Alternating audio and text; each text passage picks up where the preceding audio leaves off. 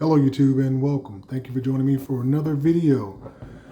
This one's very different. As you can see here, I have an Apple Watch Series 3 and it is February of 2021, and you're probably wondering, why would I have this watch? I'll go ahead and unbox it and I'll tell you guys why. Now, we do know that the current watch, I apologize about that train, but we do know that the Apple Watch Series 6 is available, and we know that the Apple Watch SE is available. Now, the Series 6, let's talk about that. The Series 6 is very similar to the SE, other than it has an ECG monitor and a blood oxygen monitor.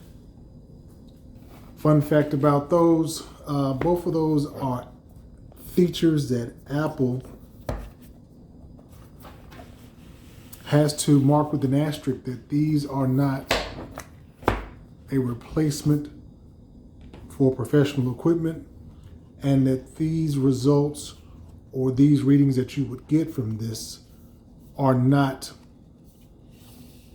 equivalent to what you would get at a hospital. So to me, that seems more like a novelty.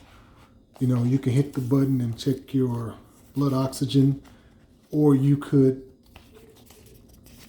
now you've seen this before, which is why I'm not talking about this. I'm just rambling while I'm opening it up, let you get a look at it. You can hit the button and check your blood oxygen, and what you'll get is, you know, pretty close to what you would get if you went to the hospital or if you had a meter designated to measure your blood oxygen.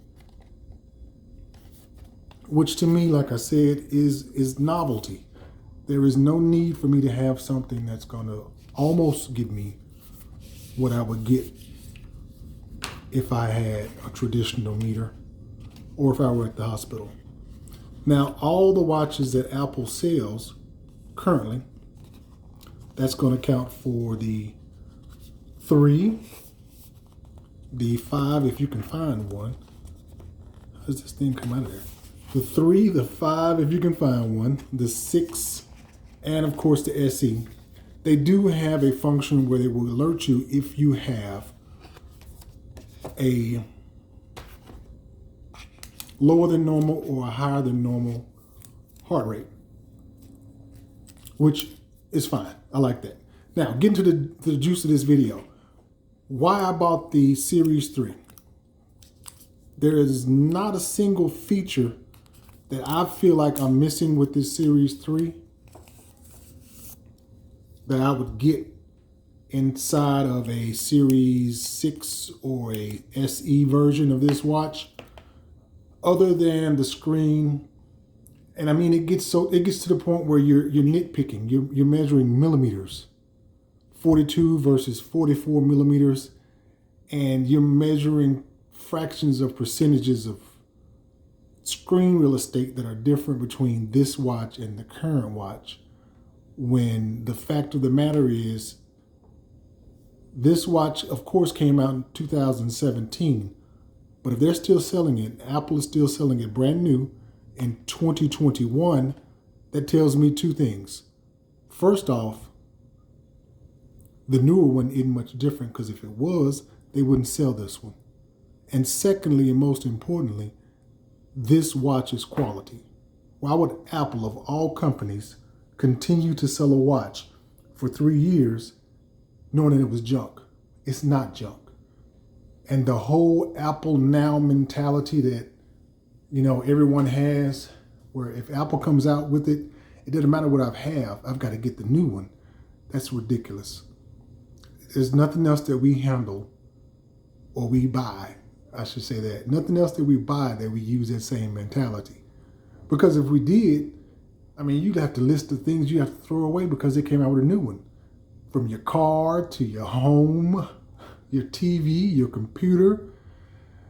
I mean, your media player, your everything that you have.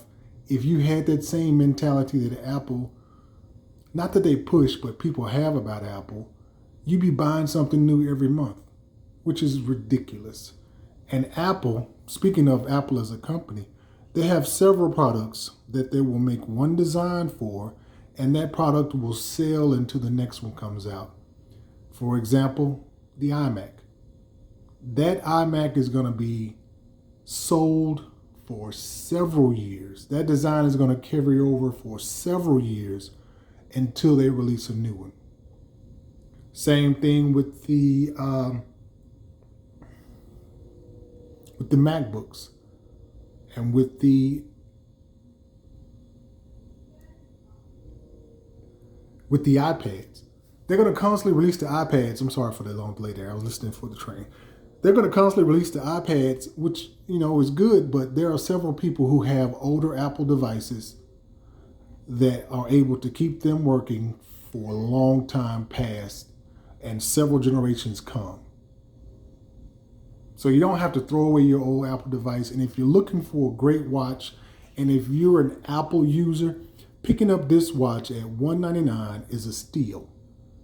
At Best Buy, at Walmart, and Amazon, these are $199.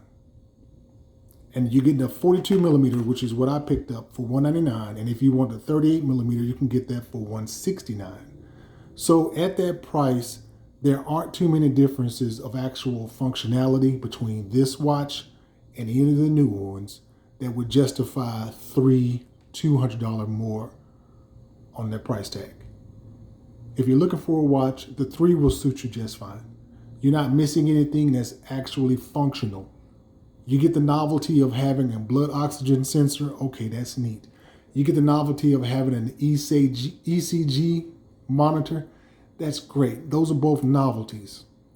Both of those features are not medical grade. Both of those features are not certified to be accurate in the medical sense. The fall detection is nice. That's the feature you don't get on this watch, but you get on the newer ones. That's nice if you or someone that you love is getting this watch and you are prone to falls, or if you just wanted to be able to have that feature where if you did fall, you would have some type of automatic response that your watch would send. But for the average user looking for a watch, you're an Apple fan and you're seeing the new ones that are out and that gigantic price tag that is attached to them, getting the Apple Watch Series 3 in 2021 is definitely worth it. You're not missing anything that you actually can use. You can receive your phone calls, you can reply to your text messages, you can get all of your alerts perfectly fine on the Apple Watch Series 3 in 2021 and beyond. And you don't have to worry about the novelty features of, a blood oxygen sensor or an ECG sensor that aren't guaranteed to be accurate. If you are one of the people who have to monitor your you have to have a constant ECG monitoring, or if you have to monitor your blood oxygen level, there are way more cost-effective remedies to have that device than buying an Apple Watch. And buying an Apple Watch for those 2 features, if you're one of the people who would need that, and there are a lot of people out there, that Apple Watch would not be the most reliable source to get your information. Because if your blood oxygen or monitoring your ECG levels, if that is something that is critical importance to your health, you don't want to get a novelty device to measure those things. So you would not be looking for an Apple Watch. You'd have a finger-mounted blood oxygen sensor, or you'd have a medical grade, and they've got them all over the place. And I'm sure your doctor would have prescribed you some type of source to find one, where you could put your fingertips and measure and get an accurate medical grade ECG. So don't take those 2 features as, I've got to have the new one. I really want an Apple Watch. I've got to have the SE, or I've got to have the 6. And I'm going to plop down $400, $500, $600, or up to $1,150 for the newest Apple Watch. When at the end of the day, just like I told you guys in the review of this watch, the Garmin Instinct, At the end of the day, it's a tool. Now, we've evolved to be able to use the tool of a time-telling device to tell us what's going on in our digital life. But at the end of the day, it's a tool. And if you can get a tool that has some fancy features, looks very cool, you don't have to go out and get the biggest and the baddest. And you don't have to feel like what I have or what I'm thinking about getting is inadequate because there's something bigger and better out there, because that's ridiculous.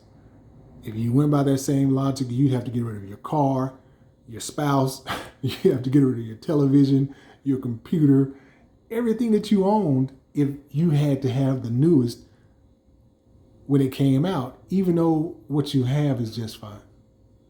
So that's my rant for today, guys. I've unboxed this thing. I'm going to take about the next 15 minutes to try to figure out how in the world do I get the charger puck out of this box. I apologize about the train.